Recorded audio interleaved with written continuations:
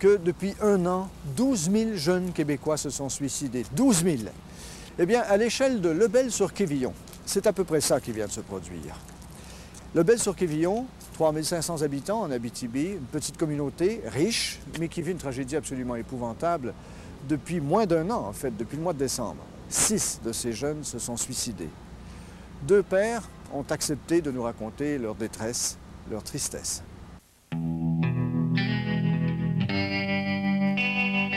Il a délégué ces choses qu'il avait à son meilleur ami, puis il a fini sa lettre en disant « Papa, je t'aime ». Ça fait mal. Ça fait très mal. On vit avec. C'est une chose, je pense que... C'est une chose qui ne se soigne pas, c'est une chose qu'on endure. Je vis très mal avec ça. Je vis vraiment pas bien avec ça. Hein. Je me lève le matin, ça me tourne tout le temps dans la tête. Je dors pas à moitié des nuits. Est-ce que vous pleurez beaucoup? Non, pas ça, oui, disons que je peux vous dire que je passe des mauvais moments. Oui, des très, très mauvais moments. Larry, le fils de Richard, s'est pendu ici, dans son garage, il y a à peine 2 mois. C'était le 5e d'une série de 6 suicides depuis décembre dernier. Tous des garçons, tous par pendaison. Le dernier avait 11 ans.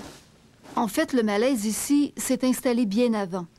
Un soir de février 98, Tommy, le fils de Luc, s'enlevait lui aussi la vie.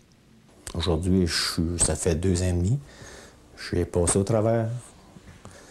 Je m'en cache pas, j'ai eu des intentions de suicide à peu près 25 fois par jour les 2 premières années. On vit avec ça. Puis ça ne s'accepte pas, je ne l'accepterai jamais. Je vais vivre avec. Je me pose des questions, c'est quel phénomène qui se passe, c'est pourquoi ils font ça.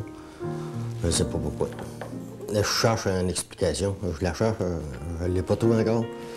Je sais qu'il y a un air qui n'est pas bon quelque part, je ne sais pas c'est quoi. Mais c'est-tu entre ses chums? Je veux dire, entre chums, ils se parlent-tu entre eux autres? Ils s'encouragent-tu un l'autre? Je ne sais pas. On peut parler d'un effet d'entraînement? Pour certains, parce que dans certains, on a, en plus d'identifier l'inconfort, on a identifié, bon, pour certains, un phénomène de consommation de drogue. Il y avait un groupe, il y a eu au moins 3 personnes qui étaient reliées ensemble et qui avaient un problème de consommation de drogue. Et au niveau de ces 3 personnes-là, de façon particulière, il y a eu effet domino. Là. Les gens se connaissaient, les gens étaient en contact. Et par rapport aux autres, c'est très difficile à identifier, je pense. Il n'y avait pas de lien immédiat là, entre les autres personnes. On peut donc se demander ce qui a bien pu provoquer cette vague de suicides ici à Lebel-sur-Quévillon. Petite localité isolée de 3 500 personnes, située à 150 km au nord de Val-d'Or. Pourtant ici, pas de chômage, des salaires allant de 60 à 100 000 $ par année, ce qui fait de Lebel la 3e ville la plus riche au Québec.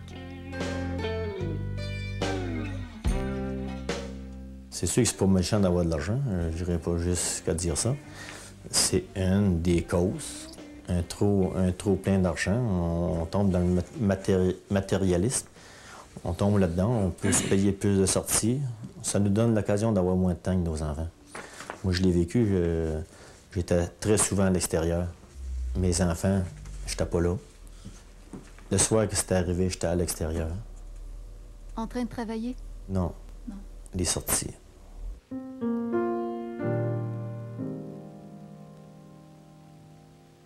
On dit qu'on aime nos enfants. Au lieu de passer du temps qu'eux autres, on les achète des skidoo, on les achète des Nintendo, on les achète des TV dans leur chambre. On lui donne tout, dans le moyen qu'on peut lui donner. On pense que ça va les rendre heureux. On embarque dans le piège. Il y avait tout, c'est pas compliqué, il y avait tout ce qu'il voulait. Ces 2 chars, il y a son skidoo dans le garage. Puis il me semblait très, très heureux. Je peux pas dire là, que je pouvais détecter que cet enfant-là avait un problème. C'est comme un pattern pour les jeunes de pouvoir se payer des choses.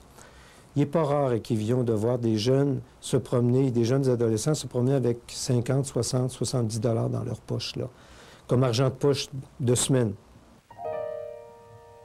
Je pense que dans un milieu comme Val-d'Or, il y a 25 000 habitants. Ici, on a 3 500. Alors, les enfants, les jeunes se connaissent tous, les adultes se connaissent tous. Alors, il manque un petit peu de soupape, on pourrait dire. Là.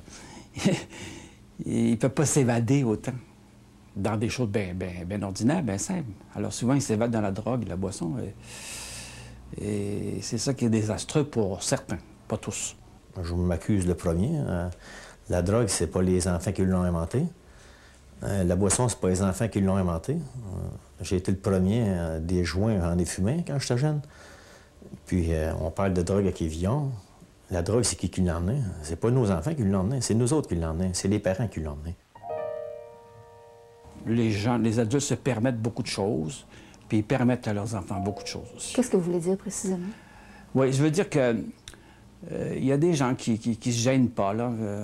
Les enfants disent « Mon père, il est cool parce qu'il fume avec moi.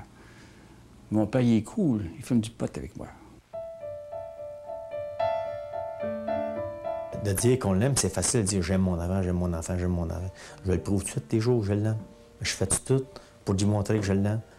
C'est une chose, ça. C'est facile de dire « Je t'aime. » Je l'aimais, mon gars. J'ai-tu tout le temps fait pour lui montrer, pour pas qu'il en doute?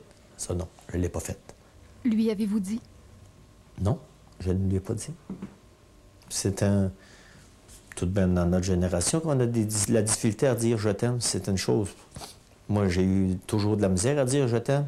Mon enfant, il me le disait quand il était petit, quand il a pogné un certain âge, il me l'a jamais dit. C'est son dernier mot qu'il m'a écrit avant de mourir. Il m'a dit « Papa, je t'aime ».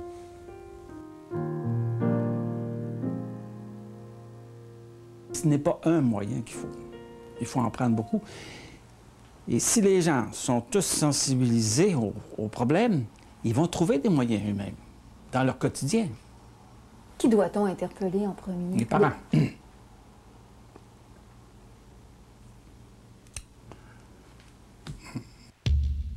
Et la ville de Lebel tout entière s'est mobilisée pour mettre un point final à cette crise.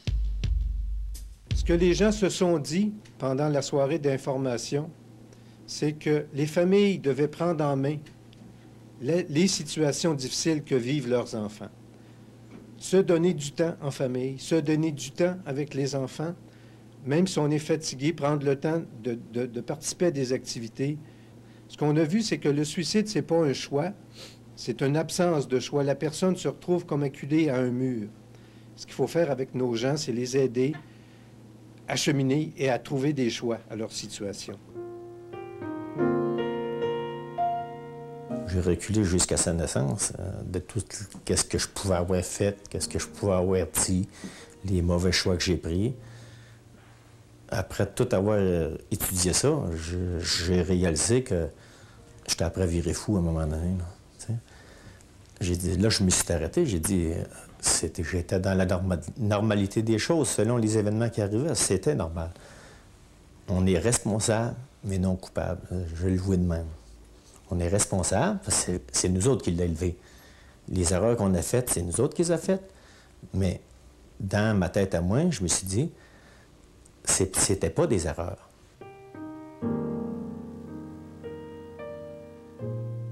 Les rapports, je peux vous dire vraiment que je cherche. Puis comme Luc il vient de dire, lui, ça fait 3 ans, puis il cherche. Moi, ça fait 2 mois, puis c'est assez frais. C'est sûr que des reproches, je me dis, c'est quoi, c'est-tu quelque chose qu'elle aurait fait de pas correct? J'ai été à l'enterrement de pratiquement tout le monde. Je revis la même chose à toutes les fois. C'est dur, c'est dur, c'est dur. À toutes les fois, je regarde les 2 parents, puis je regarde les 3 ans. J'ai 2 ans et demi de fête. Je regarde les 2 ans et demi de fête que j'ai de fête, puis je vois qu'ils vont être obligés de passer par là aussi. Ça fait mal. Je me mets à leur place. Ça, c'est très dur.